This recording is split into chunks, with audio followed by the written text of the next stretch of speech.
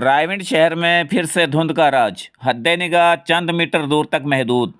جس کی وجہ سے روزمرہ کی بنیاد پر کام کاج کے سلسلے میں سفر کرنے والے شہریوں کو شدید مشکلات کا سامنا۔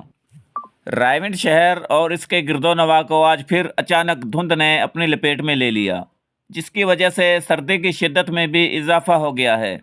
اور صبح کے ٹائم ڈیوٹی پر آنے جانے والے روزمرہ کام کاج کے سلسلے میں سفر کرنے والے شہریوں کو شدید مشکلات کا سامنا کرنا پڑ رہا ہے۔ مزید میں آپ کو بتاتا چلوں، رائے شہر میں شدید دھند کی وجہ سے کاروباری زندگی مفلوج ہو کر رہ گئی، جس کی وجہ سے تاجر برادری کے ساتھ ساتھ شہریوں کو بھی پریشانی کا سامنا کرنا پڑ رہا ہے۔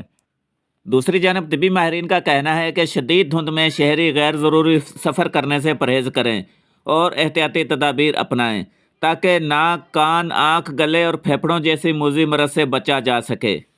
کیمرامین ٹیم کے ساتھ ارشد خان میو، G4HD نیوز، بیورو چیف، رائے لاہور۔